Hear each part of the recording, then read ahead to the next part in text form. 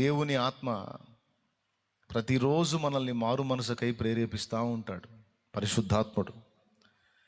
ఎందుకంటే మన జీవితంలో భౌతికంగా ఆత్మీయంగా మనం చేసేటువంటి ప్రయాణంలో ఎన్నో వంకర టింకర్లు ఉన్నాయి. మనకు తెలిసి కొన్ని, తెలియక కొన్ని. దేవుడు అభ్యంతరపడే దోషాలు క్రీస్తు రక్తంలో కడగబడని వాళ్ళలో ఉన్నాయి, కడిగి శుద్ధి చేయబడిన వాళ్ళలో కూడా కొన్ని జరుగుతున్నాయి. అవన్నీ దేవుడు ఏం చెప్తున్నాడంటే, నువ్వు నా ఎదుటికి వచ్చి దేవా నా అతిక్రమములను క్షమించవా, పరిహరించవా అని నీవు అడిగినప్పుడు నేను వాటిని క్షమిస్తున్నాను కదా అని నువ్వు అందులో కొనసాగటానికి వీల్లేదు.